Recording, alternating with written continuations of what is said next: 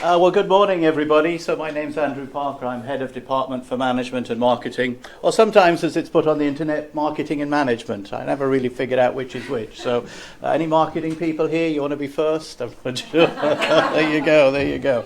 Anyway, so thank you for joining us here in Durham in the business school. So Jacqueline had asked me to give a speech, and in truth I don't really give speeches. I'm just going to give an introduction. That's my notes. I've got 3 lines on there, so that's the key things that I want to cover. So you're much better listening to Sherry and her team as opposed to me. So so welcome to the business school. Welcome to the city of Durham. I'm hoping that you've had an opportunity to look around. I know there was a castle tour yesterday. If you haven't had a chance, do look around. The former Chancellor, Bill Bryson, famous author, he loved this city and he called it the perfect little city. So please do enjoy the streets and cafes and these types of things. It's a mile that way. So it's all the interesting bits. Just a couple of thank yous. So thank you for Jacqueline for all of the work, and also to Tyrone, who did a little bit of the work. Thank you for the team here at the front, the volunteers who are helping us today. Thank you to all of you for joining us.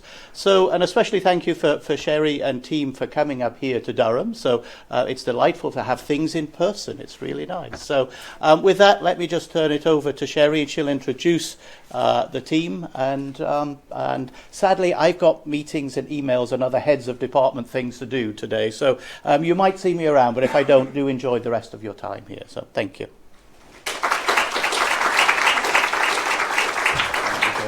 I'll just stay a few minutes. Thank you, everybody. It is so great to be here. And echoing what Andrew said, it's great to be here in person. Finally, after a couple of years of having to do all these virtual conferences, it's so great to see smiling faces. Before we get started, I know we've had thank yous, but really, Jacqueline, can you please stand up and just everybody give her a round of applause?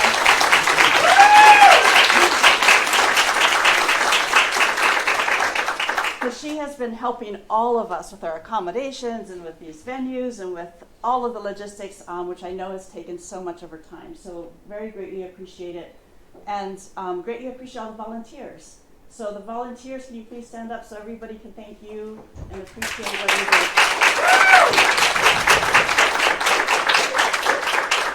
So I also have them stand up so you know and you have problems who to go talk to. Okay, so they're going to help us get from place to place and make sure that we're where we need to be.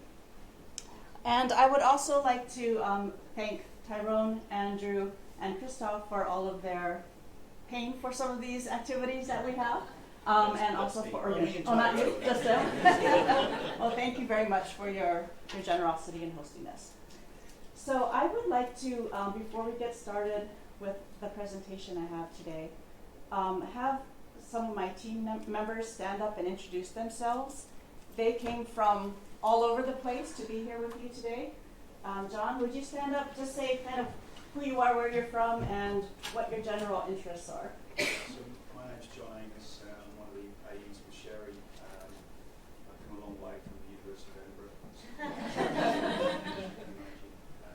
I deal with issues of institutional, organisational change and work around social inequality. Thank you. John, how about you? I'm the other John on the AE team with Sherry, John Bundy from Arizona State University. It's great to be here. I study corporate reputation, stakeholder theory, crisis management, and general interactions between firms and the external environment. Throughout the week, it's lovely, I'm told, the city, because there's a cathedral we got to tour yesterday that was great, and so happy to be here. Thank you, John. Hi, I'm Jensen. I'm at Henley Business School, so about 5-hour train ride from here. And my first time north of London, so this has been very fun. I study change, temporality, time, process, sorts of things at a meso level. Wonderful, thank you. Shelley? Hello, I'm Shelley Rickson. It's lovely to be here. I am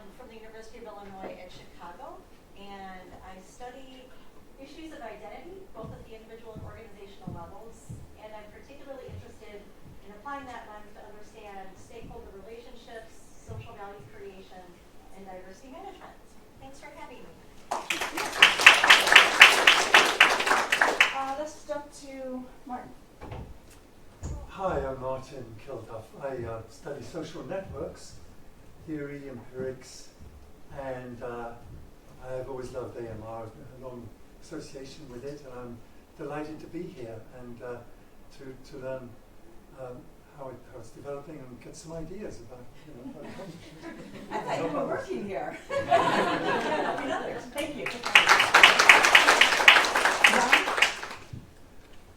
Good morning. I'm Don Conlon from Michigan State University, so slightly farther away than most people, although not John Bundy. Delighted to be here, first time in the north of England. I study justice and negotiations and managerial decision-making more broadly. So thanks for having us, and looking forward to the day. Mike? Hi, I'm Mike Tundle. I'm from the University of Liverpool, which is not far away, but logistically far away, I realize. And I'm interested in the intersection of strategy, organization, technology, with a focus on media theory and anything with long words and big books involved. Thank you for being here. I'm Don Crilly from the London Business School. I study essentially non-market strategy, but with a behavioral lens. I'm not an A at AMR, but with Karen, we're guest editing a future special issue on time, and I am an AE at the Strategic Management Journal. So even those of you who sent some empirical proposals still feel like your work may be appreciated at other journals, even if it's not going to fly ahead. Thank you. And just in time, Dana Van Deva. Sorry, apologies. Daniel Baiva, I'm a professor in strategic HR at the King's Business School. Just joined 2 months ago from Copenhagen Business School, where I spent the last 21 years or so. I work with strategic human capital, and my another life is international business and international management. Thank you. So glad you're here. And don't worry, everyone else, you're going to get a chance to introduce yourselves. So we haven't forgotten about you. So in the presentation today, I just want you to know this is for you, right? This whole day is for you. So I'm going to present some things, but I am perfectly happy and desiring of you to ask questions. If there's things that you don't understand or you'd like to know more about that I haven't touched on, please feel free to bring it up. This is for you to walk away with getting all the answers to any questions that you might have. I'm also going to be calling on the AEs and the ERB members that are here for their perspectives as well. So you don't just hear kind of what I think and my experiences, but theirs as well. So for this morning, for the presentation, these are the things that I'm going to touch upon. So first I'm going to talk a little bit about my entire editorial team, our mission, our vision, the things, the initiatives that we're wanting to do. I'll talk about some facts and stats. The journal, not to scare you, just to give you information. Talk about some of the initiatives that we are doing, what they are and what they look like. And then I'm going to talk a lot about the craft of good writing. Okay? I'm then going to talk about the submission and review process and the revision process, what that looks like at AMR. And I have here the nuts and bolts of writing a theory paper. I have the slides, but you've read the article, right? You've read the article, assuming you've read the article. Yes. And if you've created the slides for today's discussion, so I don't feel the need to review all that, but if there are any questions on pieces of it, I'm happy to jump into some of the specifics. For the afternoon agenda, I just wanted to put it in writing so you all have it. You have that group photographed, not quite the afternoon, but 11:30, and then we have lunch, and then the roundtables. And hopefully you all know the rooms that you are assigned to. Okay.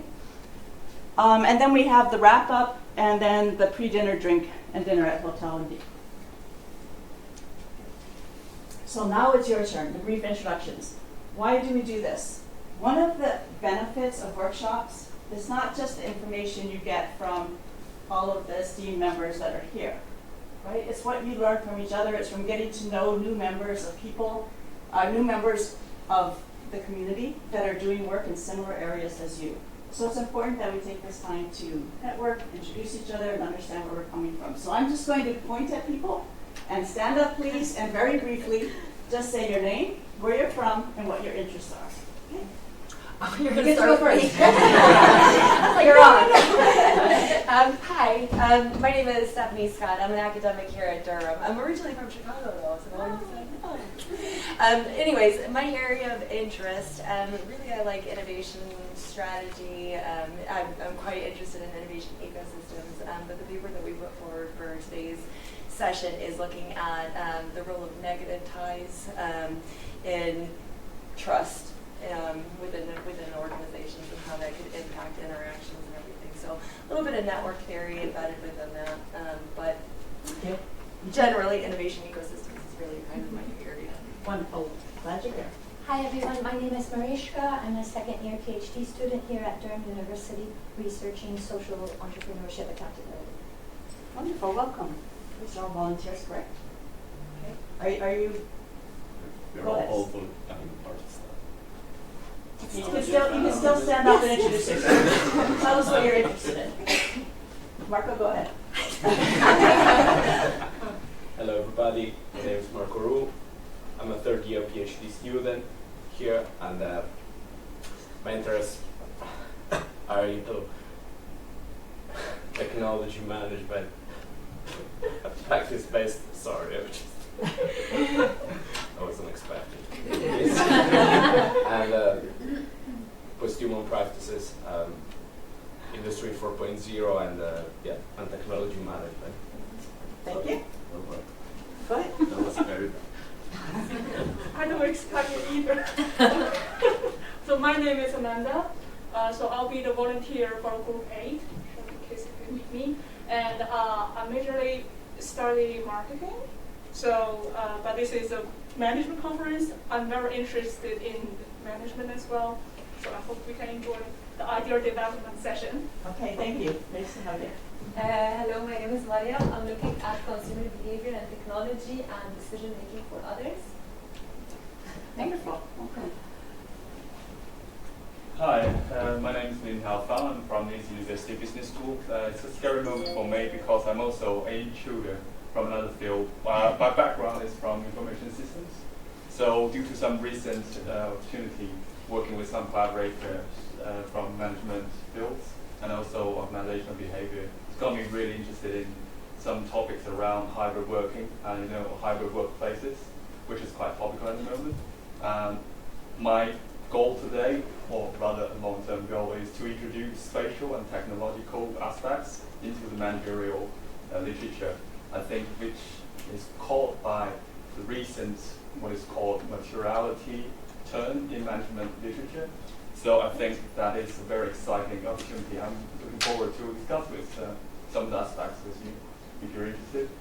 Wonderful, welcome. And we love intruders because that is how we get creative ideas. When you bring in things that come from different areas, different disciplines, different thoughts, and merge them with the ideas that we have, then that's where you get some really interesting ideas.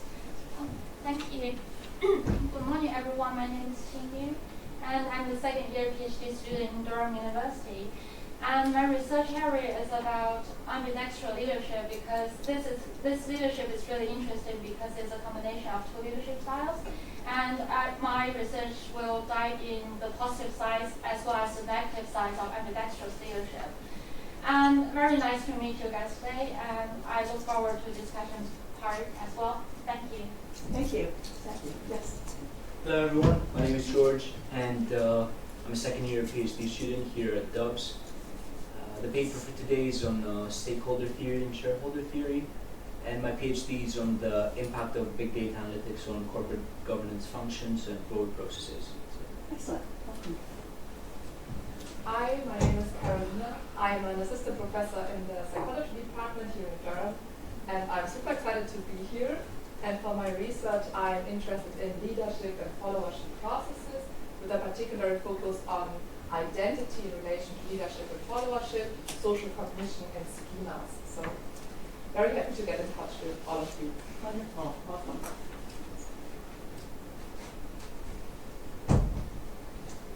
Hi, my name is Nkechi Omamaife. I'm from Technological University Dublin. My area of research is I look at research from inter-organizational perspective, but my context is university-industry relationship, and I look at it through the lens of process and paradox. So glad you're here. Hello everyone, my name is Amr Origin. I'm from Durham Business School. I graduated from WMG, World Manufacturing Group 2 years ago, and my PhD was on the behavioral supply chain management and operations management. Last year I was working here with Christos on plastic recycling supply chains. Glad you're here. Welcome. Good morning, everyone. My name is Yao Minzhang. I'm currently working at Queen's Management School. My area is at the intersection of information systems and organization studies. So believe me, it's really interesting. You are not the intruder. So my current context is in here. Context is mainly the collaborative relations and also behaviors in digital platforms. It's how people interact and how people relate, and also the tension inside. So really glad to meet everyone here and hear about a lot of great insights here. Wonderful. Have a good day. Morning, I'm Chris Golding. I'm a lecturer at Alliance Manchester Business School.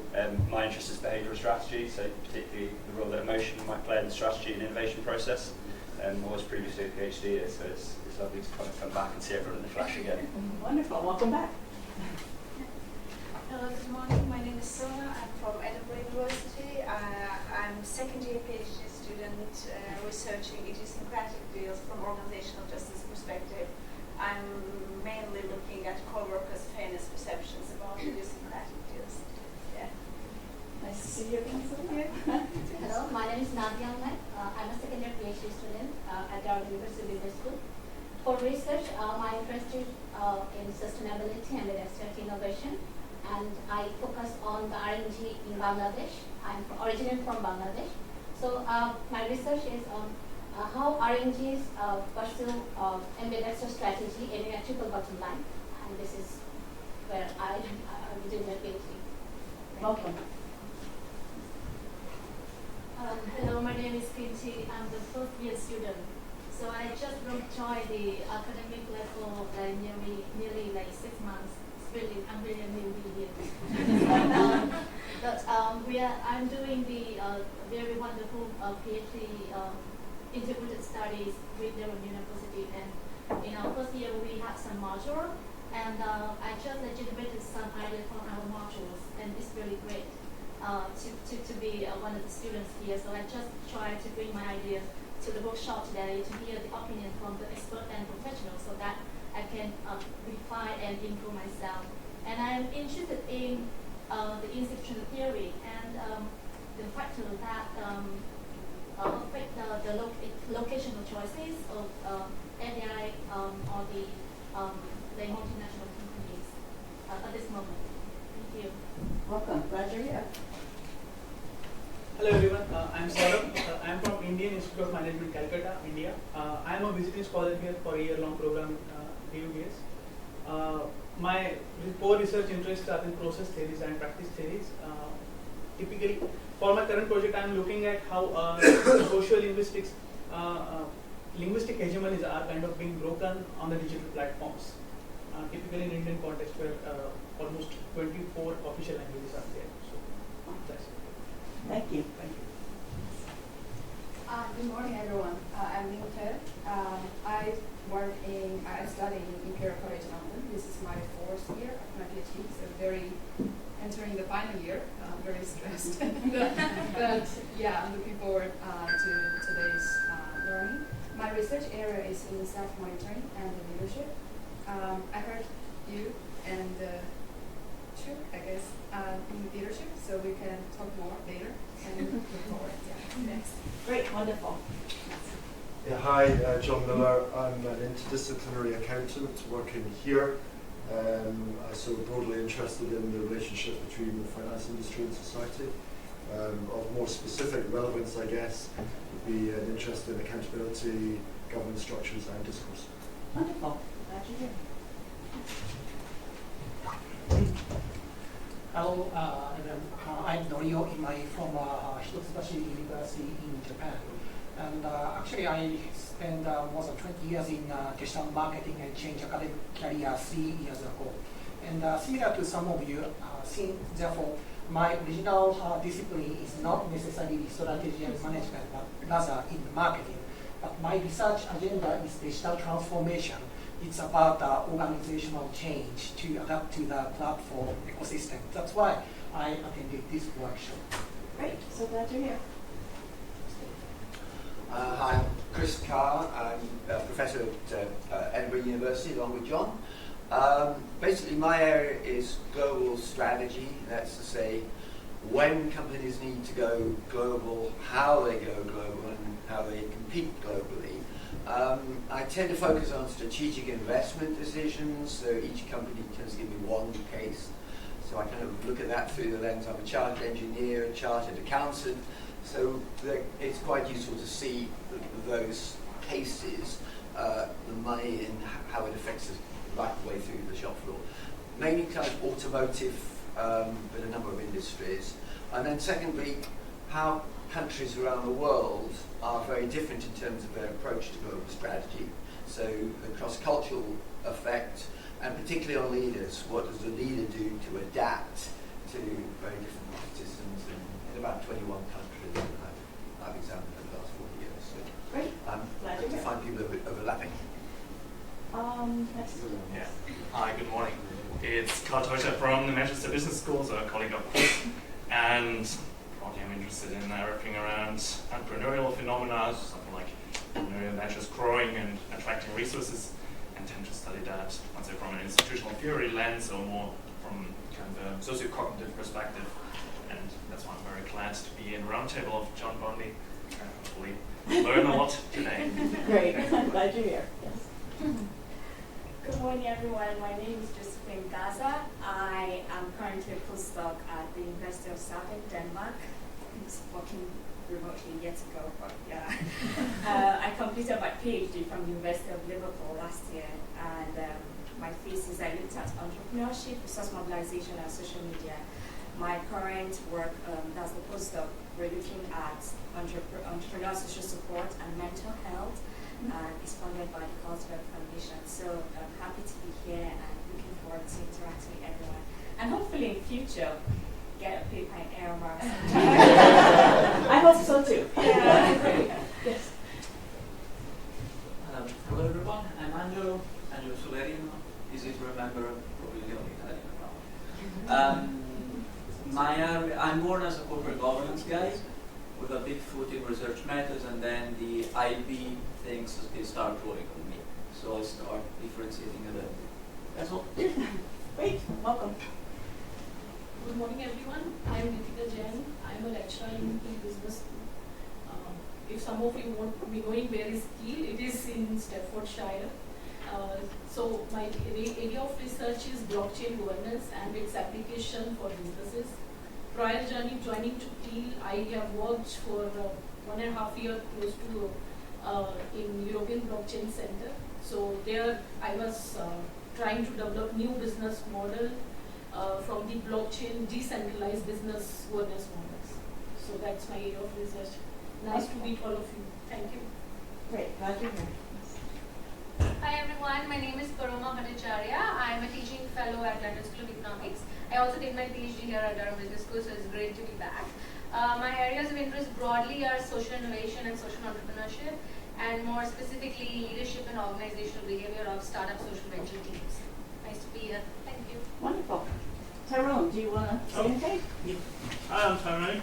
I'm a professor here in Durham. It is Durham, yeah, it's Durham. I study very complex relationships in complex projects, essentially.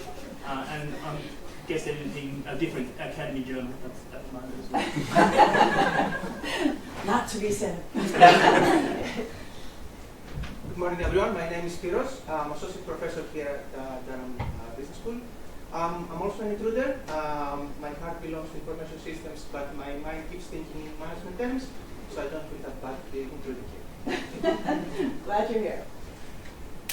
Hi everyone, my name is Cristiano. I'm a third year PhD student at the University of Portsmouth, and my research area is on social movement targeting business sector that are deemed accountable of irresponsible behavior.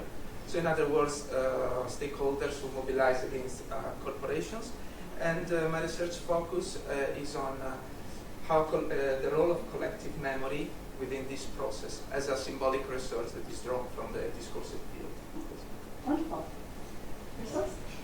Hi everybody, my name is Christos Sinopoulos. I'm a professor here at Durham. I'm a professor in operations management. Lately I've been doing work associated with the work that Stephanie does, for instance, on innovation and technology management. And I'm not into it. Glad you're here. Yes. Hi everyone, my name is Shraddha and I'm a second year PhD here at Durham. My areas of interest, I'm empirically trying to look at the impact of uncalled disruptions within the supply chain here, and I'm a volunteer today. Reach out whenever you want. Great, thank you so much. So hi everyone, this is Özgür. I'm coming from the University of Sussex Business School, and at that point in Portsmouth, I thought that I was the one who comes from the most southern point of the UK, but apparently not. So I'm doing research about social partnership, social innovation, and social entrepreneurship in the context of gender equality, refugee issues, and global health. And to do so, I draw on institutional theory and particularly institutional work and social symbolic work. Thank you. Great. So we'll go back. At Durham Business School, I look at issues related to business formation and development. That was short and sweet. Welcome. Hi, morning. My name is Rama, and I'm a senior lecturer at Newcastle Business School. Just I was here. And then I'm a political scientist by training, but I do research on urban governance, entrepreneurship, and hybrid organizing. Wonderful. Great. We'll go do the last row, starting with Beck. Hi everyone, my name is Ying I'm the assistant professor here at Durham, and I'm interested in moral emotions like guilt, shame, and envy, and I also study team dynamics and cross-cultural issues. Thank you. Hello everyone, my name is Jensen. I'm from the University of Middlesex, London, and my research is on behavioral strategy, but with a specific focus on decision making under uncertainty and use this reasoning perspective. Thank you. Welcome. Hi, good morning everyone. I'm Jane Zhang. So my Chinese name is Ying Chao, so you could call me Jane always. I just joined Durham in a year and a half ago, so still quite fresh here. My research area is human analytics, people analytics, and also strategic management. Actually, I just add that. So I'm very happy to be here with everybody. Thank you very much. Thank you.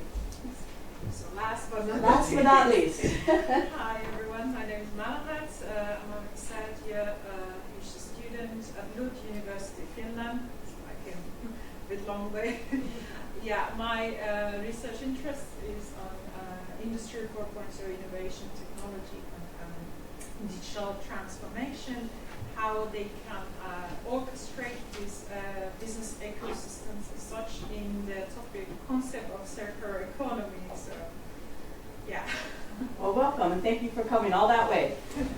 So thank you all for those introductions. Hopefully you heard some other keywords that are of interest to you and that cues you that maybe during the breaks, the networking times that we've set up, you can go and make some of those connections.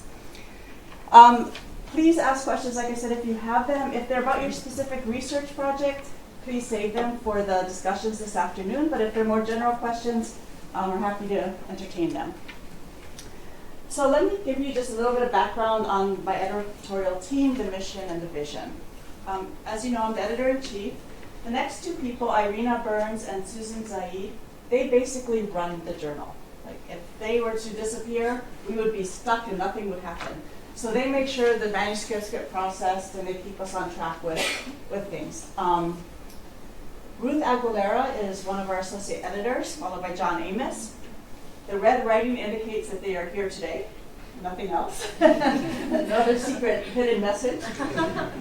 Shelley Brixton, as you've met, John Bundy, as you met, and Don Conlon are all here today as well. Joanna Campbell from the University of Cincinnati, Greg Fisher from Indiana, Patrick Hawk from the University of Lausanne. And then to round out my team of associate editors, we have Morella Hernandez, Rich McAdock, Kyle Mayer, Shad Morris, and Abby Shipp. And as you can tell from those lists of people up there, there's very, very good scholars who are experts in their area, and they're also great individuals and great developmental editors. So I'm really thrilled and proud to have these members of my team. We also have over 200 editorial review board members. How do you get to be an editorial review board member? Well, you do reviews, and you do a lot of really good reviews, and you do them in a timely fashion. So all of our editorial review board members have kind of met those criteria. And as we introduced earlier, 5 of them are here today. So Martin Kilduff, Mike Sindel, Karen Jensen, Donald Quilly, and Dana Minabeva. So what is our mission? Our mission at AMR is to publish new theoretical insights that advance our understanding of management and organizations. So even though our name is Academy of Management Review, it's kind of a trick, right? Because we don't publish review articles. And it's one thing that I wish we could change our name to like Academy of Management Theory or something like that. But we don't publish review articles, we don't publish data, even if it's qualitative data. That's not in our mission. We can't, even if we wanted to. And we don't publish case studies. So that's one of the first really important things to know is, what Academy of Management Review publishes. So our goal is to publish novel, insightful, carefully crafted manuscripts that push our understanding of management and organizations from a conceptual or theoretical perspective. In terms of the vision of my team, what we really wanted to do was to try to ensure that we have intentional inclusion of diverse voices and perspectives. And so one of the ways we're doing this is through these kinds of workshops. But without bringing in people with different perspectives, we're not going to get the creativity or the insight or the new ways of thinking. So we really need to be open to seeing the world and accepting other ideas that people bring into it than what we've typically done. And the second part of our mission, or vision, is a developmental experience. That means that if you submit a paper to AMR, you might not get it published, right? With any journal. But our hope is that you would walk away with a really positive experience because you would have gotten good feedback that gives you some good insight and is respectful. And so it might not help you get this article published to the AMR, but it will help you improve so that the next time you submit it, your chances are better. And that you can take it and publish it somewhere else. Because just because it didn't make it to AMR, if you take the information and the reviews that you get back from that feedback, then it can help you improve to publish somewhere else. So the developmental experience is not just about one paper one time. It's about learning through that process and improving through that submission interaction with the reviewers and the associate editors. Okay, so some facts and stats. We've been around since 1976. Circulation, our yearly submissions, those have been increasing. We're probably at a rate of around 600 this year so far. Our acceptance rate of 68%. And this is when everybody goes, oh, right? So let me give you some insight into what that rate really means. So there's probably about a 50% desk reject rate. Oh my gosh, right? Like, how do I get past that desk reject rate? Don't send in an empirical paper, because I just reject those. Don't send in a 5-page opinion piece. I reject those. Or don't send in a review, right? Whether it's just a review and it's a compilation of what people said. So if you do those, then it will be a desk reject. And that's one of the reasons why this rate looks so low, because I reject a lot of papers offhand because they just don't fit. So make sure you know, and not just for AMR, right? For any journal that you're submitting to, make sure you have a good sense of what that journal wants to publish. We have a very high impact factor both at the 1-year and 5-year level. We're published 4 times a year, quarterly. And we have a double-blind peer review process with 3 reviewers. And our goal is to get you a response within 60 days. That's not always possible, but that is our goal. So you get some very quick turnaround time. And I'd like to say it's especially not possible if it's a special issue. Because then we have to wait for everybody's papers to come in, and we have to make a decision kind of within the context of everyone else's. But if you're just sending in an original paper, then within 60 days is our goal. In terms of our rankings, if you look at the business journals, we're number 3 for 1-year ranking and number 2 for the 5-year ranking. And then for management journals, it's 4 and 3. Any questions or issues so far? Okay. Yes?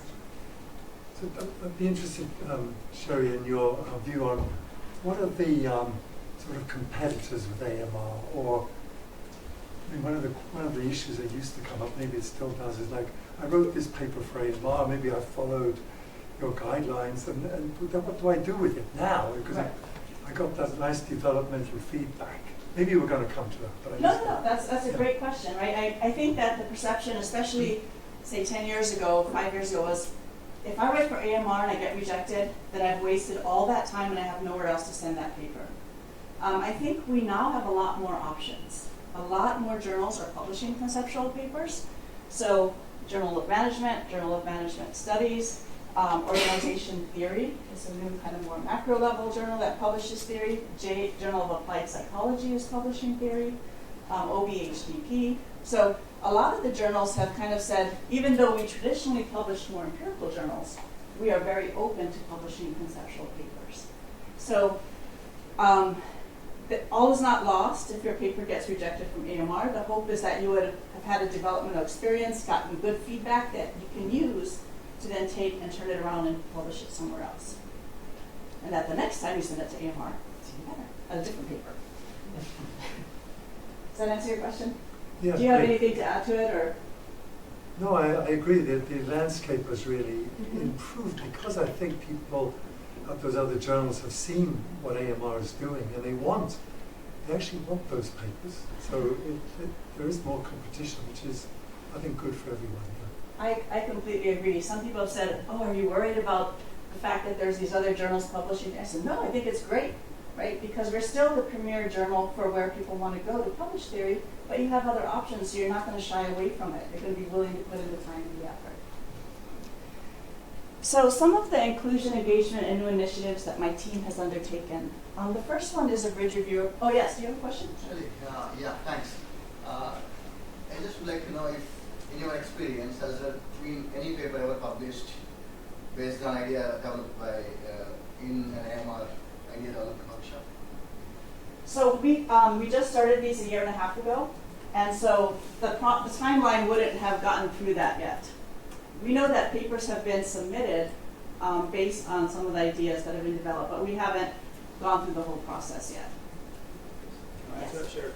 I think paper development workshops are a very, very good thing. We've done one at the University of Edinburgh for 10 years, and we've had more than several occasions where people got back to us and said, yeah, my paper's now got published. If you're a member of OT Reg, which is now at Cambridge, they do a similar thing, and they get papers published very, very regularly. I think you get much more time spent on your paper with something like this than you do at a conference. So I would encourage you to search out opportunities like this. You'll get much more developmental advice than you will at a conference. And I think you should talk to administrators as well, that they should be funding you to go to things like this over conferences. Now, in my experience, what happened was with my AMJ R&R. So actually, after R&R, I attended AMJ February workshop. And then eventually people got rejected. So obviously, don't go to AMJ. That's a takeaway. I also just want to highlight one of the differences, and I mentioned this later, but I'll just talk about it now since it got brought up. we decided as a team to really focus on ideas rather than the entire paper. And the reason why is because we felt like in the past, some of the paper development workshops, you would spend a lot of time developing an entire paper. And then if there were some issues that came up in the paper in terms of, say, your assumptions or some of the basic things that you were starting from, then no matter what you do, you can't really fix it. You kind of have to start over. And so if we could really help you with the idea in terms of bounding it and getting very clear on what that is, then hopefully it would then turn into a paper that would be worthy of publication, or maybe that's when you then send it to the paper development workshop. So our goal here is to really start with the idea and to help you get some clarity around the audience that you're speaking to, your contributions, and where you're going with it. Okay, so has anyone here been a part of the Bridge Reviewer program? Mike, do you want to talk about your experience from the ERB side? Yeah, I had one who was a fresh lecturer, actually, just come out of the PhD, and he went through the program. I thought it was wonderful, and he really enjoyed it. Because AMR is quite a daunting affair, I think, and it seems to be quite impenetrable to a degree, and it's a really nice way of sticking your toe in and having a go, but also seeing the whole process going through, and sharing the editorial letter and all the reviews and the paper a couple of times. It's wonderfully, it's a lot of effort. I think that was the big surprise he had. Like, oh my God, yeah, there's a lot of stuff to go with the paper, but it was a really positive experience. Thank you. So what it basically is, say you're kind of saying, I can't be a reviewer for AMR, I don't know, what that means. Well, this is hoping to take out some of that fear and say, go ahead, apply to this program, and what we'll do is we'll assign you as a reviewer for a paper that comes in. You're kind of a blind reviewer, so you do it, you do the review, you turn it back in, but it doesn't get sent out to the authors. The associate editor will see the comments, and if they're particularly good, which has been the case many, many times, they might use them in their letter, so you know, like, oh, I came up with a good comment. And then you will get all of the feedback that the associate editor sends to the author. So associate editor's letter and all of the other reviewer letters. So it gives you a sense of what it takes or what people are looking for when they're actually looking at an AMR manuscript. Where possible, we then try to hook up the bridge reviewer with a mentor. So Mike was acting as a mentor and would also give feedback to the bridge reviewer on the state of the quality of their review. And so not only does this help people become better reviewers, I think it helps them understand better what AMR is about and what it takes to publish an AMR. So if you're interested, please go to the website, and there's a place where you can register and sign up for the program. Sherry, yes. Just to follow up on that, we try to use, as AEs, we try to use bridge reviewers on most of the papers, and in my experience, and the other members of the team could speak to this as well, most of the bridge reviewers do fantastic reviews because it's very low stakes. We don't send it to the authors. You don't need to worry about the editor relying on it, and so you can just write the review, and usually they're very insightful and very good. And so I think it's a very good thing from a developmental perspective. We've never reviewed before for anyone, or certainly never reviewed before for AMR. I wish they had something like this when I was young in the field, and so I would highly encourage you. Just know we do try to pair you with a paper that matches your interests, so it might take a little while. It might not be next week. It might be a couple of months until we get something that fits your interest. And also at the end of the process, you're asked to fill out a self-evaluation form, which asks you, what did I learn? What are the 3 things I learned the most from this process? And what are the 3 things I would do differently if I had to write this review over again? So it also is a self-reflection process that allows you to really dig into how you can improve in terms of your reviewing ability.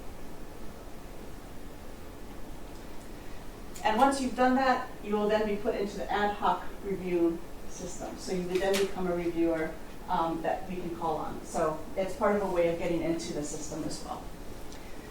Okay, the second thing, the Amr Origin Series. I know from a couple of people here, they said, oh, I saw you on the video, so I know that people are looking at it. We're actually migrating this over to AOM's. They have a YouTube channel.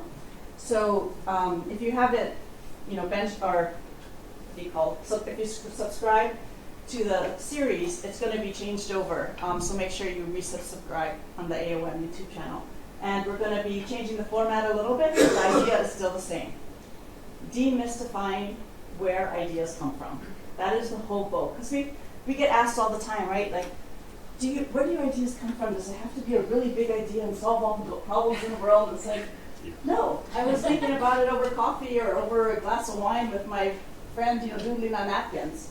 But there's really interesting stories about where people's ideas come from. I think you'll find it very interesting.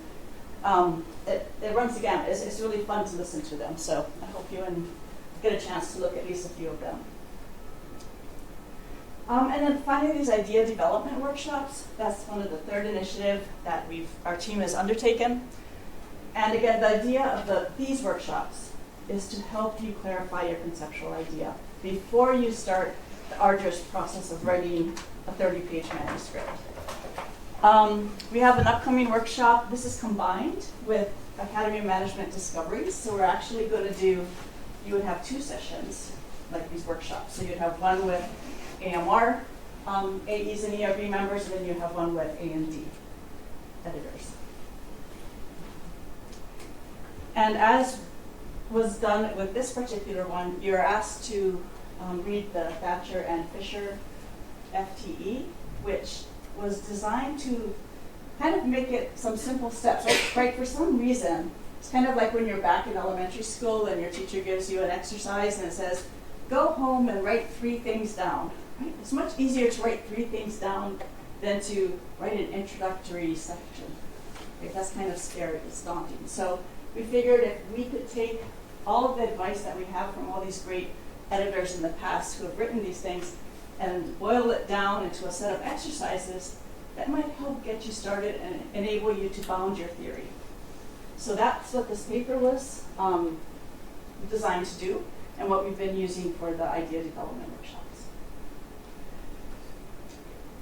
So to summarize this, we want our authors to craft novel, groundbreaking new ideas and push the boundaries of the field so that we think differently about whatever it is you're writing about.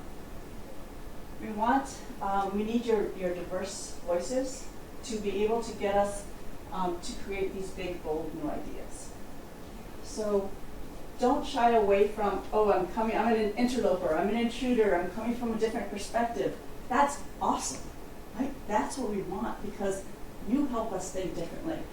And you help us understand the reality in a different way than we might have normally seen. So any questions up until this point? I'm going to kind of transition into some of the more to-dos, not to-dos. Yes? It's something. It's just a reflection and a question tapped onto it. As a reviewer, I often get this balance that's quite difficult to navigate in AMI in particular between the technicality of the argument and the content. Mm-hmm. And I'm sometimes curious about how a balance can be struck there and where the emphasis lies. So, for example, a paper that is extremely well crafted, but that makes very little sense in its content, still often gets favourable reviews, and vice versa at times. And so I just wonder, because this seems to me one of these crunch points that separates AMR, for example, from organisation studies or others which have got less of a technical focus, where the idea itself. So I'm really delighted that you talk about ideas so much. I just wondered what your view was. Yeah, well, my view is that you're exactly right. We have very good writers who aren't putting forth the novelty or the newness, right? And then we also have very good ideas that maybe get lost in the lack of the writing ability. And so one of the reasons for doing these types of workshops is to help with that. But I do think what we've talked about a lot as a team is trying to find the idea. The idea needs to be there. The novelty, the greatness of the idea needs to be central. And if there's a way that we can help the authors in terms of developing that, that's what our goal is. And so it's nice that you have nice writing, but those shouldn't be the papers that are getting in, if that makes sense. Tara? Yeah, my question is more around sort of special issues. And as an author submitting to a special issue, you know that there's only going to be a certain amount of papers accepted to that special issue. I've got a third round at the moment, and I know if it gets rejected, I can't submit it to the journal again. Because of the timelines of the special issue editors and a really strict deadline. What's sort of your view in that, and, in terms of going for the special issues rather than going for the regular issues of the journal? So first for AMR, that your first criteria is not correct for AMR.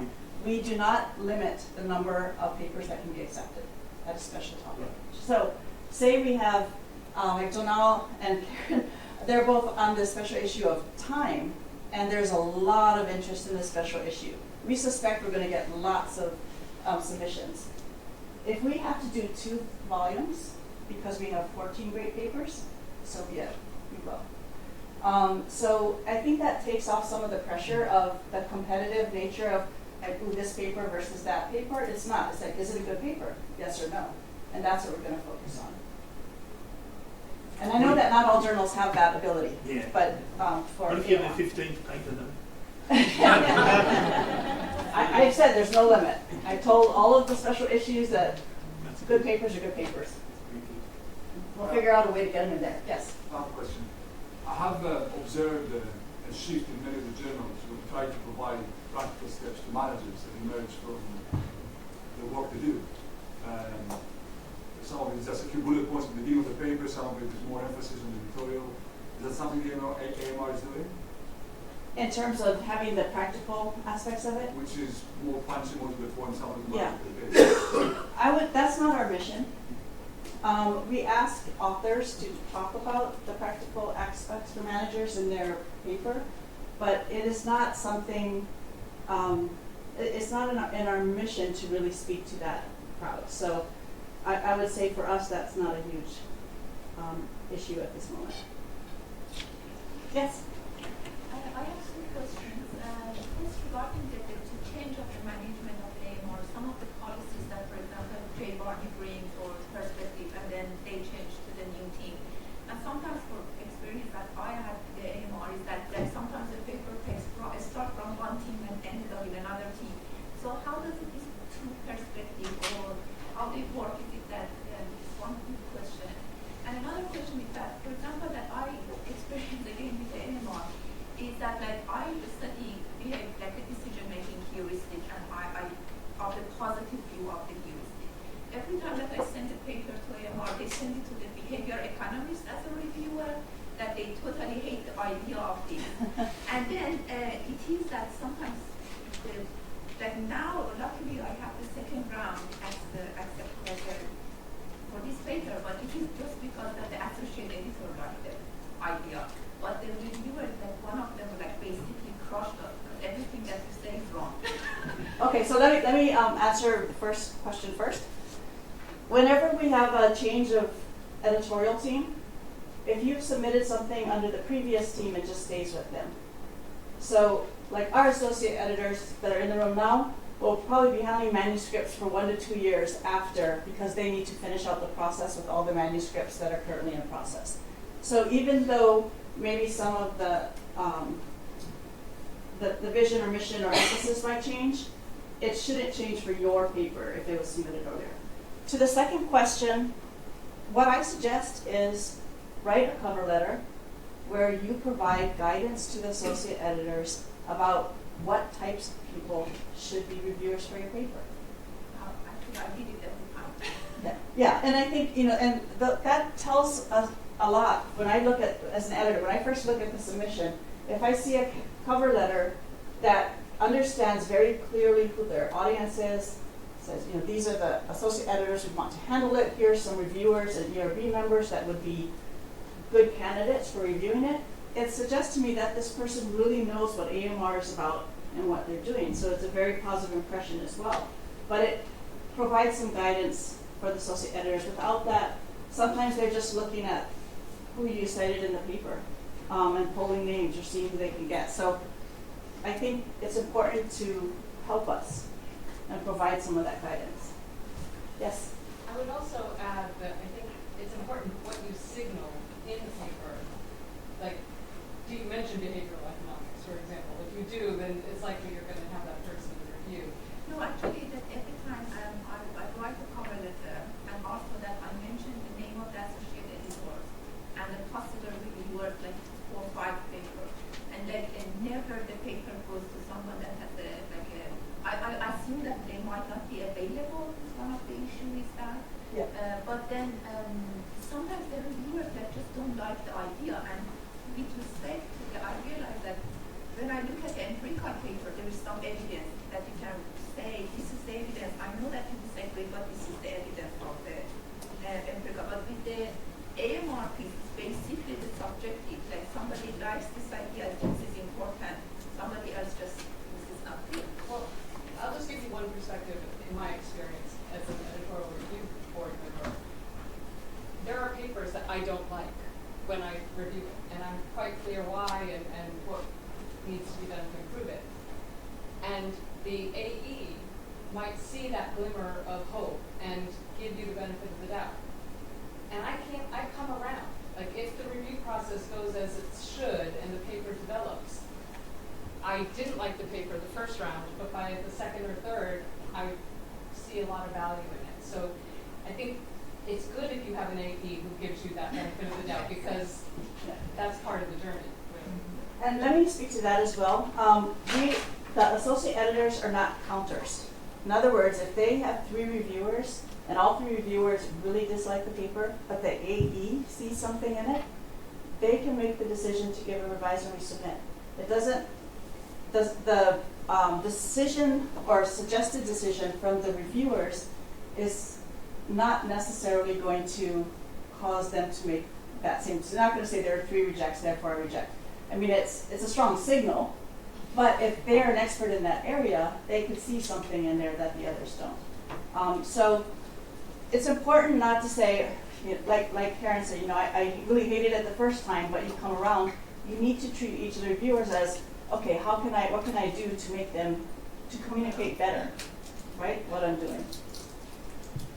Okay, let's move forward. So the craft of good writing. Now this, of course, I'm going to talk about in the context of AMR, but it's, I think, for any kind of academic writing that we do. What is clear writing? It's a technique that involves clarity, directness, and precision. So one of the first things is it should lead to nearly effortless reading. What does that mean? When I read a paper, if I can just read through from the beginning to the end and not have to stop, I'm happy. But if I have to stop and say, what was that acronym? What does this mean? Did they define this and have to go back? That's a struggle, right? You don't want your reader to have to do that. Think about when you read fiction for fun. If you had to stop every time and go back and figure out who the characters were, you could put the book down. So, leading to effortless reading, your focus should be on the reader.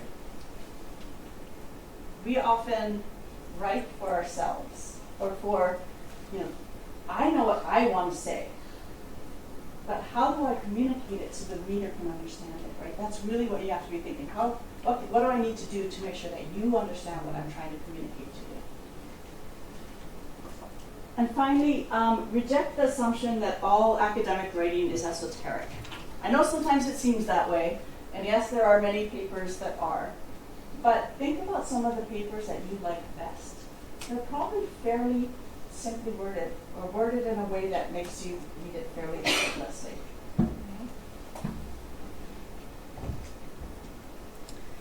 Unfortunately, clear writing takes a substantial amount of time and effort. Even the best writers tend to revise and go over it over and over and over again. And complex ideas are even more difficult to express, because you're trying to make them clear, but they're very complex. So how do you do that? It often takes a lot of time to figure it out. And clear writing helps refine our ideas. This last point here, resist the urge to use copy editors early in the process. Why do you think that's the case? Stops your ideas developing.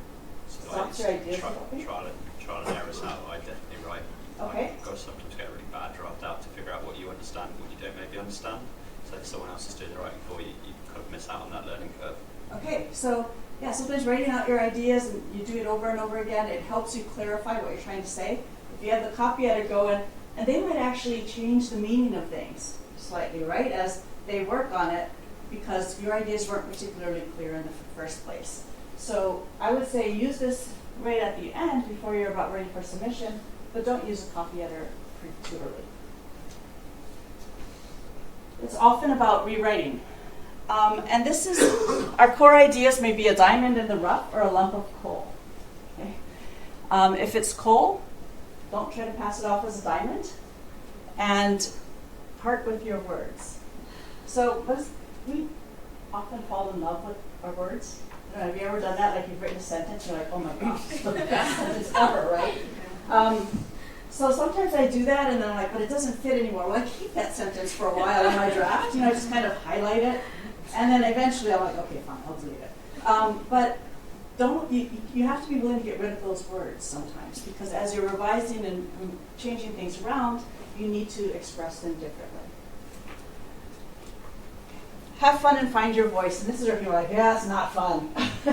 After a while, it's just frustrating. But it's creative, and a lot of people find a lot of joy in that creativity.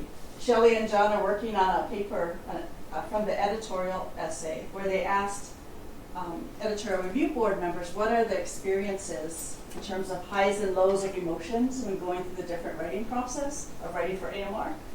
And a lot of people find a lot of joy in this creative writing, and hopefully you do too. Because I think that's where you're able to really shine and express your ideas.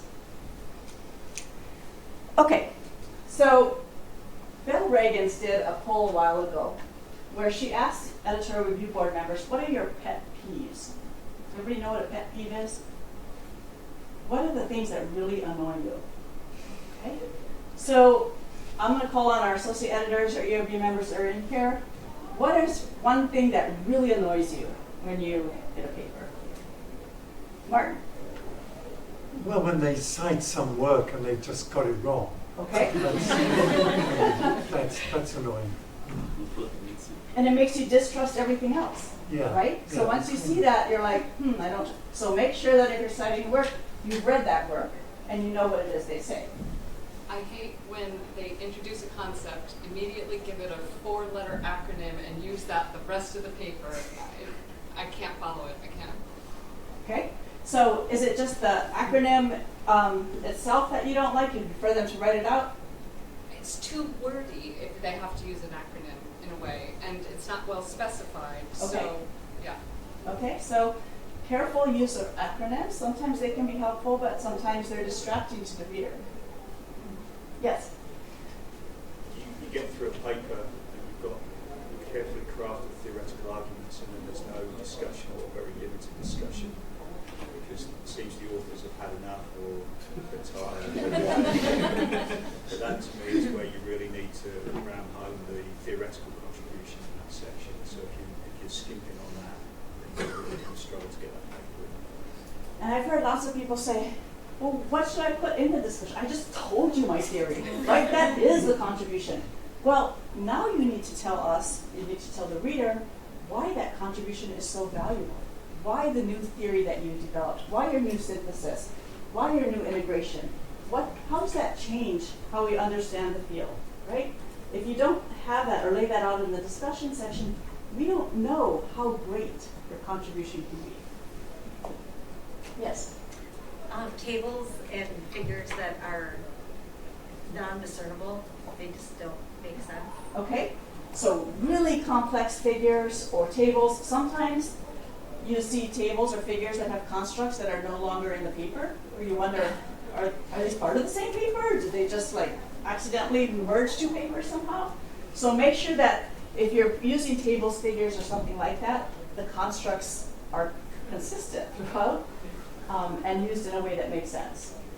And ideally, I think a lot of us, I know I do in particular, I'll read the abstract, and then I'm going to go right to the tables and figures to try to understand the paper. And then I'll go back and read it.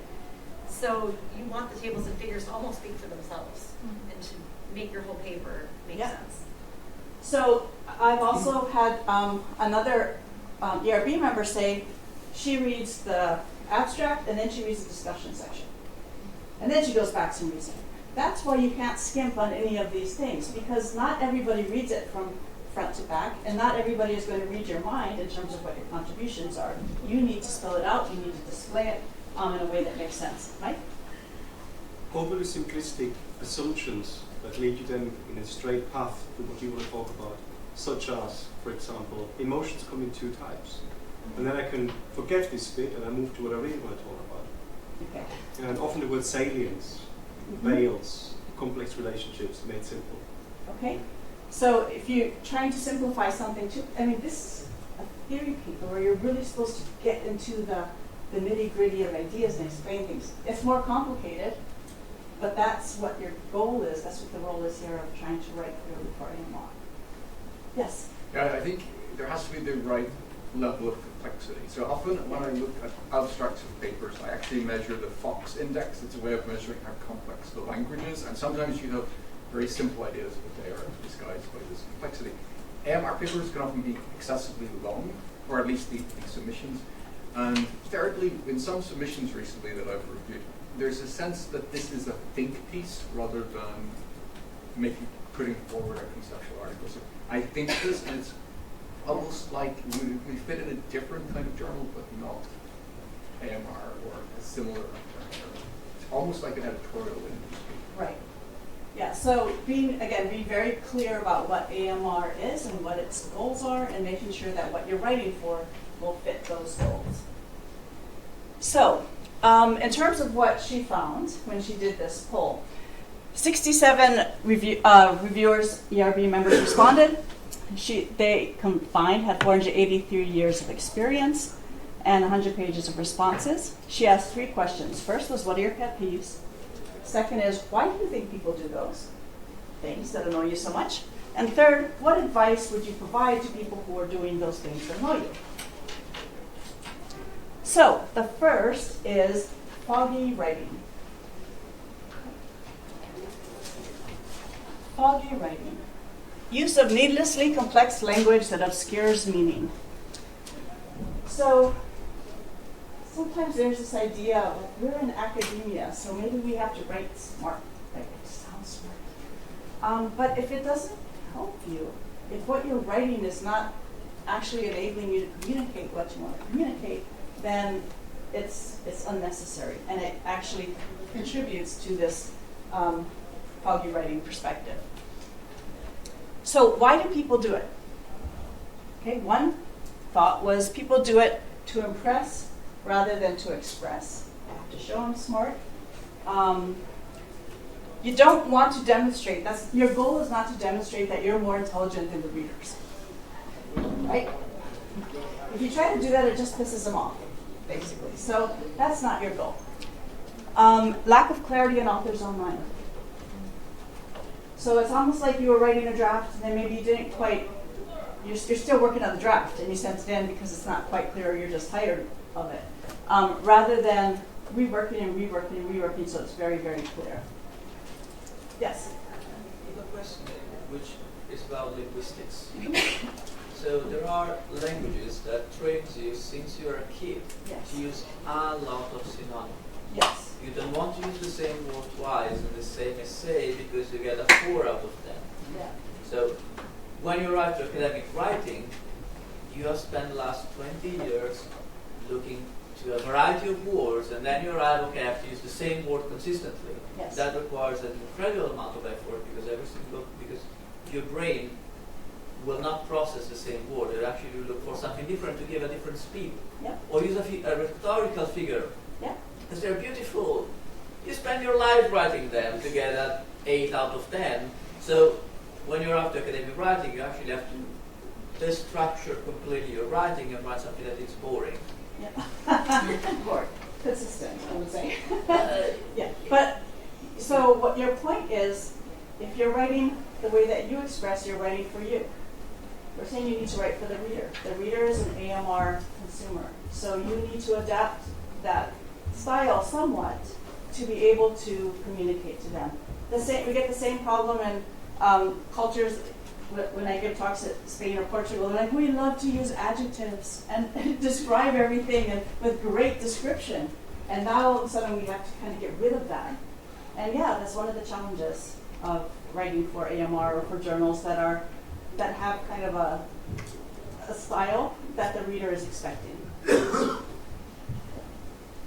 Yes? Just as I see Dunning is the person who's behind the fog index, so you can actually calculate the fog index very easily. I mean, there's an algorithm, it's online. You put in your own text, you will get a score, and it gives you the age of the average reader who will understand your text. So if it's below 20, that's generally good, and if it's 30 or above. There is also, by the way, a difference between Europeans and Americans. US Americans tend to have lower fog indices, so that makes a lot of sense. Europeans, much higher. Even British people, higher than US Americans. That is so interesting. Yeah. US American CEOs, typically fog index of about 12. British CEOs, fog index of 20. Very interesting. Thank you. That's really good information. Sure, yeah. Yes. So I struggle very much with the comment, and one of the things I do practically to take care of that is nearing the end before submission, when I ask for friendly reviews, I'll ask one specifically to say, if I use different words, or if I'm trying to be cute with my language or whatever, please highlight that for me so I can take it out and make it boring. But because boring does help with understanding, right? If I'm using the same construct every time, at least I know I'm not going to confuse anyone if I do put them to sleep. I completely agree, but it was more a question whether at a certain point we want to bring some movement in the language, because I got some unpleasant comments, say, oh, I don't understand this sentence, and you say, who got that word? Well, So this is where communication is, you really need to focus on what the readers need. I mean, that's basically, if you're trying to publish in an academic journal, that's the goal. Okay, so how do we remedy this? Basically, think through your ideas before you start to write. Again, this is part of this reason why we have these idea development workshops, to really get you to spend a lot of time focusing on the idea before you write a whole bunch of stuff. If your idea is clear, it's much easier to write the rest of the manuscript. Make sure your manuscript is peer-reviewed. Take the responses to heart. And edit. We'll talk more about that later. So, drilling down, if we're talking about editing or rewriting, then every sentence should have a purpose. Right? There should not be extraneous sentences there just because you really like the way it sounded, or whatever reason. So eliminate words that don't have meaning. Resist, the urge to make things complex. So let's do an exercise. Here's 2 sentences. Revising is part of writing. Few writers are so expert that they can produce what they are after on the first try. Can we make this simpler? Any suggestions?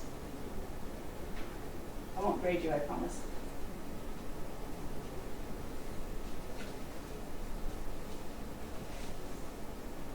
Eliminate the second sentence. Eliminate the second sentence, okay. Revising is part of writing. Do you really need to add the second part? You can produce, you can get rid of 4 words. Okay. Writers can produce what they are after. In the first try. Okay, good. So you could erase redundancy. Revising is part of writing. Few writers produce what they were after on the first try. So maybe your first editing session, you go around and you realize, I can get rid of some of these words.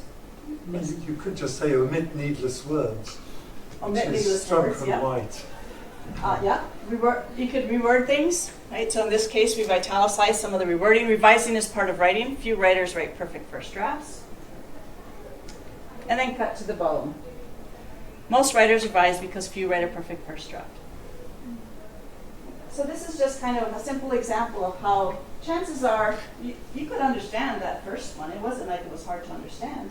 But can you make it simpler? Can you make it cleaner so that it's very quick? The reader can just read it and move on. We also have this problem, right? The academese problem.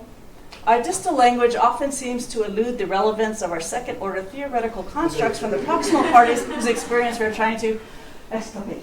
Okay, what? I think I read this sentence like 5 times before I was like, I think I get it, but I'm not sure. So, you could rewrite it into plain English, maybe. Yet we should recognize that our specialized language tends to distance us from the issues that generated the theories about the phenomena we're trying to describe and explain in the first place.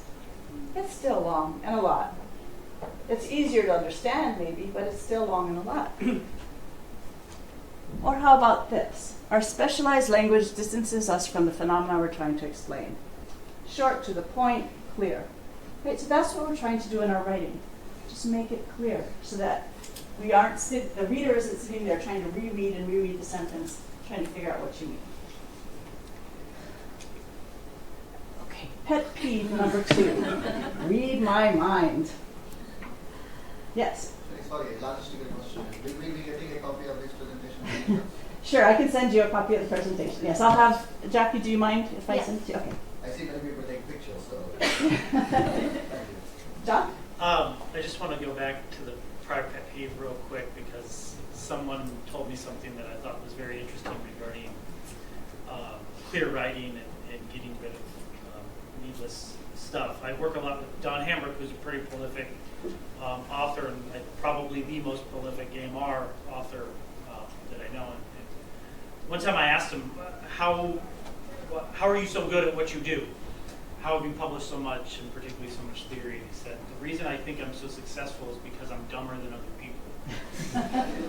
And obviously that shook me a bit because I don't think any of us would consider Don Hambrick a dumb person. And I asked him to elaborate. He said, I write very simply so that my mother can understand what I'm saying. And so when I write, I think dumbly so that I get out the easiest to understand sentence possible. And he does. It's amazing the work that he does. He'll take my terrible writing and turn it into very dumb but easy to understand papers. And so I keep that in the back of my mind now when I write. How can I make this still smart and interesting but more dumb, right? Yeah, ideas can often be expressed with simple words, right? It doesn't take a lot of complicated, long, complex words to describe something simple, but it's an art, and it certainly is something that we can all aspire to do better. Yes? A related question, are there any recommendations on strategy to use to simplify the language? Because I realized for me, I often have this problem of the kind of foggy language, and I think it's often also the case because ideas are not very clear, as you also mentioned. And I find it really hard working on a manuscript, reading it many, many times to distance myself in order to make the ideas more clear. So I lose the forest because of the many trees. So I'm wondering if there are any recommendations or strategies one can use to find the distance to, cut your words down and make it more simpler. Well, I think what John mentioned earlier, peer review is really, really important. And you don't ask, can you do a friendly review of my paper? Ask, can you point out all the parts where it's really unclear? I mean, be very specific in what you want to ask. You could say, which sentences don't make sense to you? They don't have to rewrite them for you, but at least if you know where the problems are, then you can start to address them. Mm-hmm. Yes? I would add 2 points. I would say, read it out loud. Yes, that's a great one. Because when you hear yourself say it, you go, oh gosh, no. And then I always try to do that right for your grandmother or something kind of thing. Like, if you were trying to explain this to a good friend who's not an academic, how would you say it? Mm-hmm. And then try that as a first draft to replace that sentence. Mm-hmm. Don? I was also going to say, when you're in this friendly or what I would call unfriendly review process, leave comments in the margins for them to respond to and say, I'm using the word policies here, but should I be using practices or procedures, or give them 5 different things that you're thinking about calling it and see which one resonates with them, and they might be very clear about it. I think you should use this word for these reasons, and you're like, okay. And then if you really can't figure it out, always in a in the paper, put a footnote that says, I use these, maybe 2 words interchangeably, and hopefully that'll deconfuse the writer as well if you really can't use the same one every time. Very practically, there's a website and an accompanying book called The Writer's Diet, and it actually, again, you can put in your introduction or whatever. It will give you a score again, or some indication of how bad your writing is. But it will also highlight specific parts of speech. Okay, so it highlights, for example, adverbs, adjectives. It highlights articles. If you have a lot of articles, it indicates you're using a lot of nominalizations, so it's probably quite complex writing. And once you do that, actually, you begin to see issues in your writing and other people's writing as well that you can help work on, and then you can revise that, submit it again to the website, and see maybe you've eliminated some of these problems. So there's a book that goes along with it that indicates some of the good practices of academic writing, because again, it's from an academic who realized that we are writing often quite cheaply. Writer's Diet, and it's writersdiet.com, where you can put in your own text, and you will get a score, a kind of indicator of how good or bad. It's essentially lean or fat your writing is. They don't talk about haughtiness, they talk about overweight or trim. I love all of your insights. Yeah. So I'm going to contact you. Shelley. Another suggestion that has helped me a lot, that I was told, is to look at your topic sentences, really emphasize, okay, what is the topic of this paragraph? And to make it clear in your first sentence. And then just read the topic sentences through your paper without reading the rest of it. Can you understand the paper? It's great suggestions. Yeah, wonderful suggestions. Thanks. Do you have a question back there? Oh, no. Okay. Okay, so shall we move on to read my mind? You do not want your reviewers to be trying to guess what you're communicating. So, as Karen mentioned earlier, use of concepts, jargon, and acronyms that are not defined or are used inconsistently in the manuscript. So how about this one? POS incorporates OCB and LMX in the context of JIP. How does a reader read that? Like, if you're reading it, are you saying POS incorporates OCB? Or are you saying positive organizational scholarship incorporates organizational citizenship behavior and leader-member exchange within the concept of joint industry projects? But it could be perceived organizational support. Or it could be perceived organizational support, right? You're making me work. You, the author, have decided to make a short sentence because it's easier to write these things. But it's making me work a lot harder, and it's frustrating me. So don't make me have to read your mind or have to go back and figure out what does POS mean. Is it, positive oriented scholarship, positive organizational support, something else entirely? So why does this happen? Why do we as writers do this? Well, there are a few reasons. One, the authors might be too close to the material. So of course everybody knows what POS is. Who doesn't? Because that's all you think about all the time. Well, you step back, does your grandma know what POS is? If not, you maybe need to spell that out more.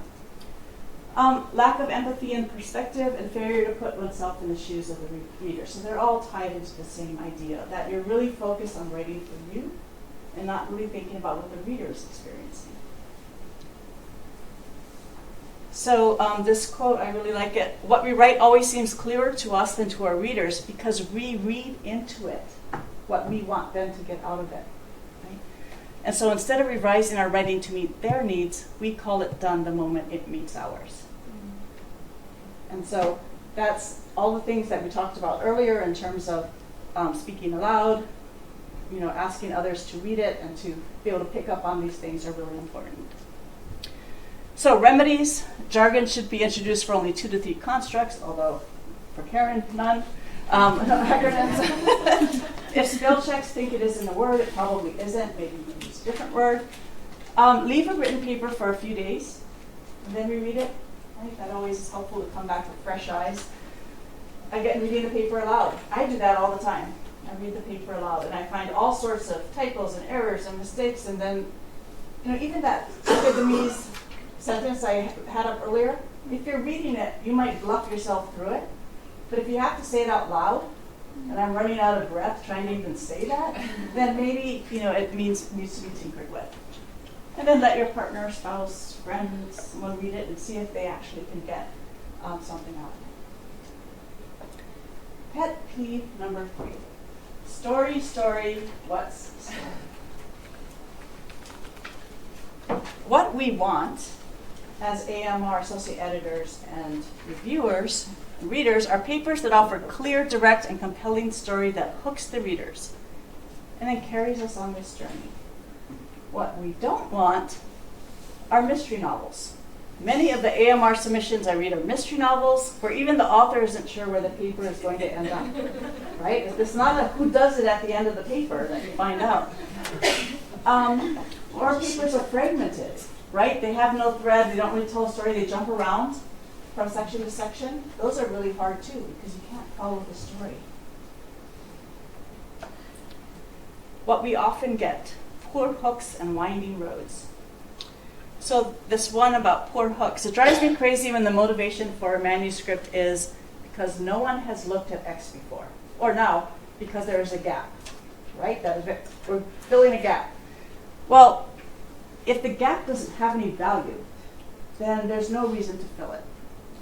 In this example, chances are that no one has ever studied the causal link between managers' favorite cheeses and their leadership style, but that doesn't mean someone should, right? So you really have to problematize what you're trying to do. Why is it important that you are addressing the issue that you're addressing? And long and winding introductions. Generally, if your introduction is longer than 4 or 5 pages, it's too long. Okay? You should be able to tell that story quite clearly. And sometimes even in 2 or 3 pages you can do it. But it should be, if you're going beyond that, you definitely need to spend some time working it. So, why does this happen? The process of writing takes a manuscript in a different direction. So I'll give you an example. I have 2 PhD students that I'm working on a paper with. And so I'll read through it, and I like to read from the beginning to the end. Some people read in sections. I like to read from the beginning to the end. And so I made a bunch of suggestions in terms of the theory development, in terms of what we wanted to look at. And so they said, oh, yep, right, we'll go back, we'll make some of those changes. So they made a whole bunch of changes to that section. And they didn't make any changes to the introduction. Or they made very minor edits, right? And so then I went back and I read the introduction, and all of a sudden, like, this is like 2 different papers now, right? Because they didn't connect all the pieces. So when you make changes in one section, it needs to flow with everything else. And so it's really important that you recognize when the paper needs to be rewritten so that it all flows. Too many cooks in the kitchen. Everybody's working on different sections, so it doesn't really sound like the same paper. Or there's a really prominent co-author, and you're scared to edit their work. But if it doesn't make sense, it doesn't make sense. Right? And if you see it, I can guarantee you that the readers are going to see it. And going for the grand epic theory. AMR papers are not able to, in 30 pages, solve all of these theoretical problems or issues. Right? It's not a big grand epic theory. And so make sure it's very clear what you're trying to do and stay focused in that area. So great papers are often amazingly simple papers. You don't have to create a model of everything in a single manuscript. And AMR Light, or AMJ Light, is not the front end of an AMJ paper. So what are the remedies? Strong introductions, compelling hooks, and clear justification. Hopefully in the exercises that you created for today, you had some experience in doing that. A clear roadmap that delivers on your promise. So the other thing I think is really important to do is in your introduction, great introduction, right? Here's the problem, here's why it's important, here's what we're going to do to fix it, and here are contributions. And then you get to the discussion section, and those contributions are never mentioned again. And it's not tied back. So it's like, hey, where did you go off? You went somewhere else than what you promised me you're going to do. I almost see that introduction as like a contract, right? This is what you're telling me, the reader, that you're going to do. And if you don't do it, then I'm disappointed. Did you have a question or comment? Yeah, I was just going to say on the introductions, I think you've really got to the end of the introduction to get your reviewer on board. And after that point, you're either trying to pull them back or you've lost them completely. So I think make sure, and we talk about writing the introduction again and again and again, by the end of that introduction, you need to have your reviewer supporting you and looking to help you, not looking for reasons to justify why their bad opinion is correct. You can get them back, but it's hard to do. So I think the things that Sherry's just said there, if you take nothing else out of this, really focus on that introduction. Thank you. And I had a colleague who said you're very generous if you give them to the end of the introduction, I'll give them to the end of the abstract. So your abstract too. This problematization question, right? Without this work, what can't we understand? Or even more seriously, what do we get wrong? You know, I write that down at the top of my paper whenever I'm starting a draft or starting to work on something to make sure that I remember that that question needs to be clearly answered in my introduction in a very strong way, so that I've told the readers, this is why you need to read my paper. Okay, so this is the friendly reviewers, and our suggestion is to make them not so friendly. You still want to be friends with this person after, but you want them to answer for you what are the most intriguing aspects of the paper. Sometimes there's a hidden gem that you've written that you may not even know that they're finding very interesting. It's good to know that. Give me 3 reasons that you would reject this paper. Then that gives you some insight into, okay, well maybe I need to really figure out how to more clearly communicate what I'm doing. And if I needed to cut 40% of the paper, what would you leave out? So you know what is the most important aspects that you've developed and what are the things that maybe aren't quite so important. Grant and Pollock, they looked at award-winning authors at ENJ. 10 times is the average amount of times that award-winning authors rewrite their introduction. Because as you revise your paper, you need to make sure that the introduction is consistent with what you're saying. Again, read aloud to yourself, cut as you edit, the grandmother test, not so friendly reviews, we've gone over all those things. So with the remaining time, I guess I'm going to go over a little bit about the submission and review process at AMR, unless there are any other questions on clear writing that you want to talk about first. Yes? My question is on the contribution you mentioned about earlier. What would you say is the big major divide between an empirical contribution section and a conceptual contribution section? Meaning that your contribution is going to, for an empirical paper, will probably flow from your data and all that you discussed. Whereas for conceptual paper, you may have your theory or your propositions. So would you say there's a very big divide, or it's more about the source of the contributions? Well, I think it's more, what you're trying to say is, say I've developed this new theory, I've integrated these theories, and then you tell us how it might impact existing theories, existing work, existing ideas about that area which you've studied, so that if maybe you're saying future research has to look at these other ways of pushing that theory forward, or you could say the problems with the existing research are answered by the fact that you've now developed this new theory. So I think that it's really understanding what audiences you want to speak to in terms of those contributions. Does someone else have another response? Yes. Oh, it's a different question. Other responses to that? Yes, Dana? I think the question here is like, what should we? So you're appealing to certain, excuse me, appealing to certain audience, right? And these people who you spoke to at the beginning of the introduction should just right now, right after reading your piece, start doing their research. Start thinking differently about it, knowing, right? You know, in the sense that it's so difficult to create that sense. I think go back again and look at it. So I know sometimes if I read a paper and I finish it, I'm like, wow, I will never be able to do a study or think about this particular research area in the same way because I've read your paper. And you've told me how I can think about it differently. John?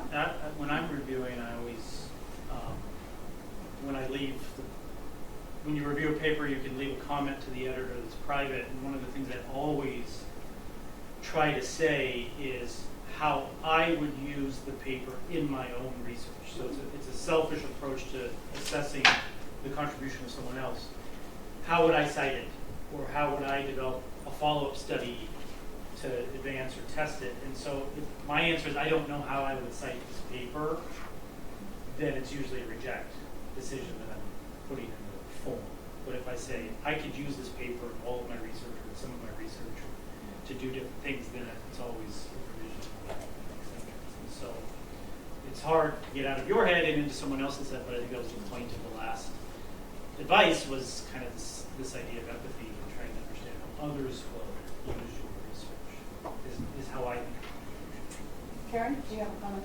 Yeah, I was going to say two things. I think that, to me, the conceptual contribution is about ways of seeing or ways of understanding that phenomenon, whereas the empirical is about evidence of some relationships, right? And so it's a step more abstract, I guess. And then the other comment I would make is sometimes when you're trying to outline that contribution, especially once you get to the discussion section and really connect it to other literatures, I find I have to put the paper aside for a week or two before I write the discussion section.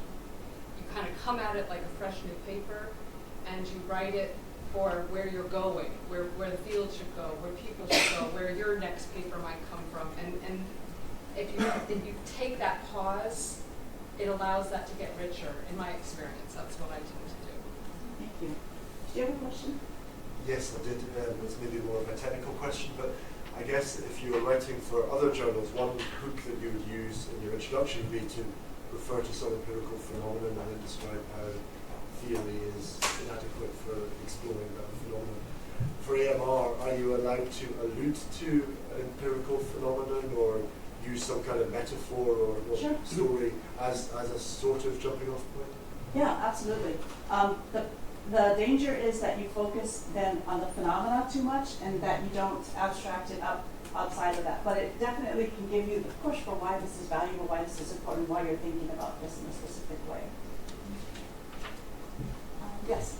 Yeah, I hope this question wouldn't be too tangential from the main discussion, but it was following Sherry's notion on part with your words that you've brought up previously. I thought I resonated so much when that moment that you just love at your words and sentences, but perhaps as the nature of developing a theoretical conceptual piece, as creativity and provocativity can be, part of this essence of paper. So sometimes when we use language as a device to actually put some sparkles in our arguments and sort of inspire our readers, I just want to get a sort of sense from the reviewers or maybe the editors.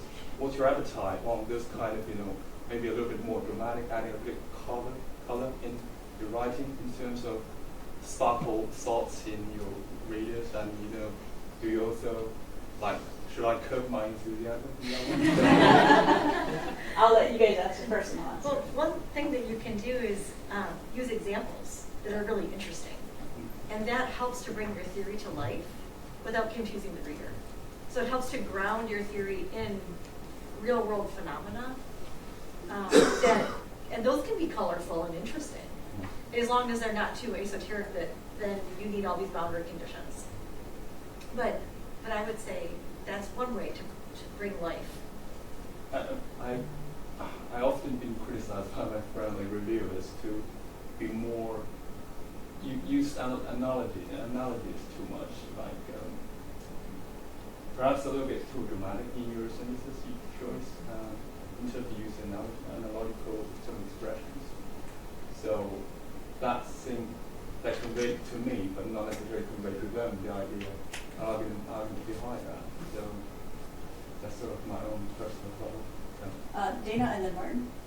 I was wondering if it would be helpful to remember that not all of us, the first English, for me, English not the first, not even the second language, right? And in fact, I'm in business soon for 30 years and only last 2 months in the English-speaking environment. So I guess for many of us sitting in here, there is one more layer of complexity, because linguistically they come from very different mindsets, right? English, as it's used, for example, in AMR, is very linear, and that's very different from the kind of view that, you know, if you think mindset, if you want to call it cultural mindset, you know, they come from. So exclamation marks, for example, it's something that we will be using in some cultures, right? You know, some of the Arabic languages are circular. You know, there are so many things that are very different on the level of assumption. So I would say I never publish anything anywhere without copy editor. And it's not just language proof. It's someone who would, you know, go and work with the same person actually ever since we speak. So for the non-native speakers, I would say that, you know, it's not an excuse not to publish or write bad. It's just, we just need to be aware of the fact that there is another level of complexity that sits in our brain. And it's not about us making, you know, the reader's mind sparkle. It's about us communicating so that, you know, they could sparkle in that regard. So I think what you're pointing at, I kind of supposedly understanding what you mean in here, it does not really come into this mainstream, if I may call it, North American type of writing. Sorry for being stereotypical. Thank you very much. Yeah, Martin.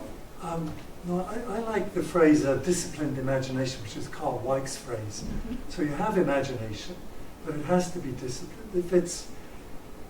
If it's out of control or it's too, in other words, you have to keep your eye on that main idea, because that's what the reader of AMR wants, really. It's like really one idea. It's the short story that Sherry was talking about. And so you have to be disciplined in how you communicate that. But you can certainly use your imagination. So it's a bit of a tension between the two, I would say. Yeah. Excellent responses. So I hope that helps. Thank you. One last question? Quick question. How would you go devising about context rather than phenomenon theories in AMR? John, did you want to respond to that one? Yeah, a lot of my writing is phenomenon context based. And I do a lot of it for the storytelling. And I don't do what I call a lot of capital T theorizing, meaning drawing on an established theory to make and define most of my arguments. I usually do I'll say I draw from theories of behavioral theory or social cognition or something like that. The key is to let the reader know that your ideas are not limited to just that context. So if you're writing about a specific, I write a lot about crisis management, how firms can defend themselves against wrong.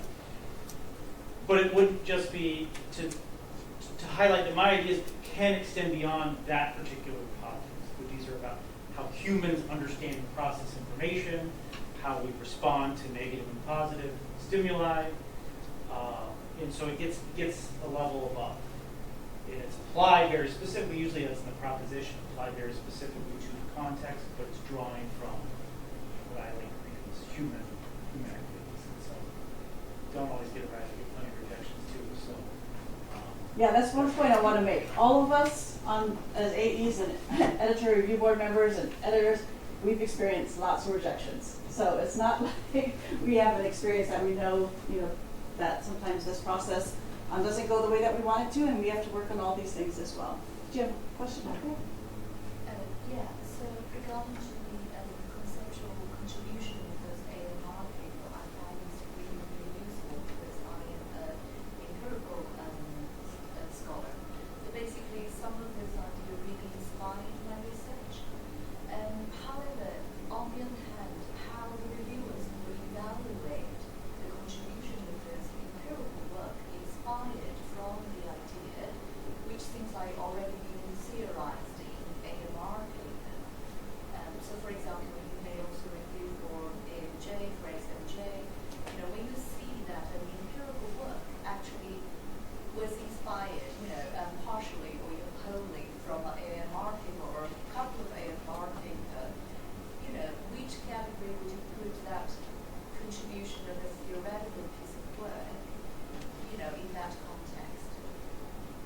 my sense would be that I think empirical studies tend to make theoretical contributions that are smaller and narrower, right? So they'll build off of an existing theory, and they push it forward, they move it, our understanding in different ways, but they're not quite the big idea. So they're still valuable. We need them for our accumulated knowledge of that theory, but they just have a different purpose. Do you mind if I go on? Then, okay, so I'm just going to finish this up because I know that we're running out of time. Submission and review process. So the first thing to know is that an initial submission, which you make, would come to my desk, and I see whether it's suitable for AMR. So like I told you before, if it's a case study, if it's empirical, if it's a review piece, those will get desk rejected because they aren't part of our mandate.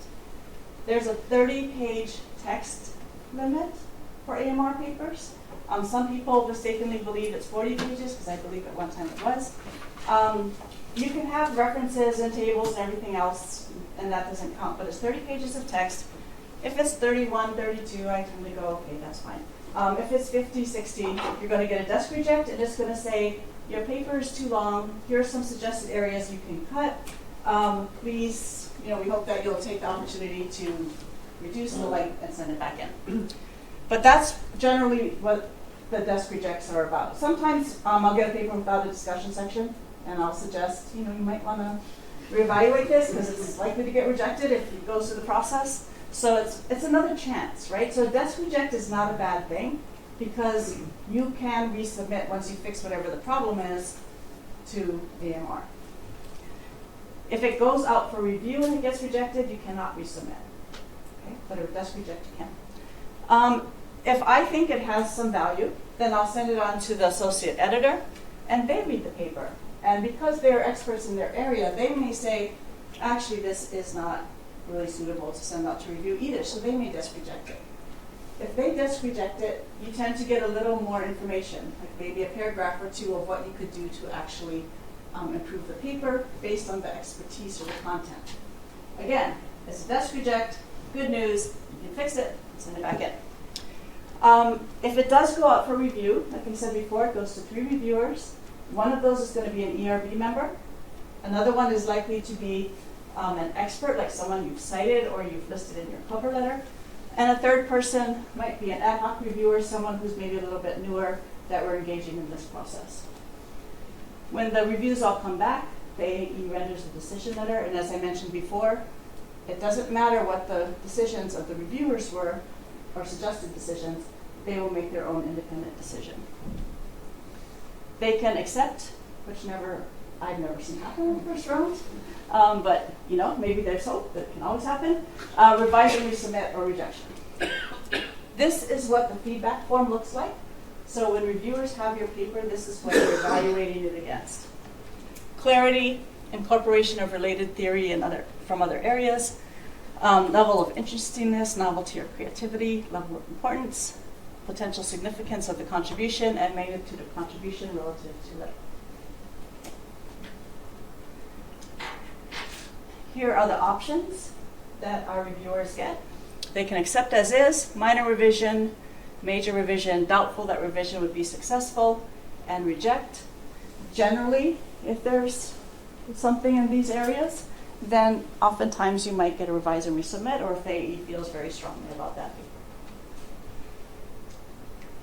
The revise and resubmit process, you got an invitation. Yay! First, take time to celebrate. Take a few days. Don't even bother reading the comments yet because then you'll be plunged into a deep. No, I'm just kidding. But first, celebrate, enjoy it. That's a great accomplishment. And then once you've had a few days to relax and enjoy, start working on your revision. Do that quickly because the 4 months goes by fast. And oftentimes there's a lot of work to be done. If you have to ask for an extension, go ahead and do it. Okay, so that's not a black mark on you in any way. We prefer to have a paper that takes a little bit longer to get back and is better than to get one that's on time but not good. Please remember that me and our AEs, we want to accept papers. Our goal is not to push as many papers away as possible. Our goal is to publish really good papers. So we want to accept your paper. So the AE sends it to the same reviewers, renders a second decision letter, And it can range from conditionally accept, second R&R, or rejection. Some do's and do nots. So I just told you that the associate editor basically has all the power, right? But do not carefully respond just to the associate editor and not really care about what the reviewers say, because you still want to get them on board. So make sure you take care of what they're saying to you. Don't ramble on. Don't engage in an extended discussion of tangential issues. Do keep in mind the big picture, okay? And deal with the issues raised by the reviewers in the response letter. You do not have to respond to all of the things they ask in the actual manuscript. In fact, I find that authors that try to respond to all of the reviews, all of the comments that are in reviews, tend to get rejected because it tends to be a hot mess, right? There's a lot of different ideas and different thoughts. And if you try to do all of it, it often doesn't flow together very well. So you need to pick and choose, but you need to tell the reviewers why you're not incorporating this particular idea. Be concise, be respectful. Don't write an entirely new manuscript. This is another thing that we see sometimes. You say, oh, you know, the reviewers did it, they're supposed to make all these changes, and all of a sudden it's about a completely new topic using a completely new thing. We liked something about the original paper. That's why you've got to revise and resubmit. And sometimes when you're just trying to respond, you lose sight of that. Remember what that kernel is that we really love, and make sure that you're really communicating that in a better fashion. Email the associate editor if you're in doubt about something. Right? So if you're confused or there's a question or you're trying to figure out how to deal with two reviewers that are conflicting, we've been authors, we understand what that's like. Don't just say, what should I do? But you can say, here are 3 suggestions that we have for dealing with this issue. Do you have any thoughts on it? Right? And we can help guide you in terms of that process.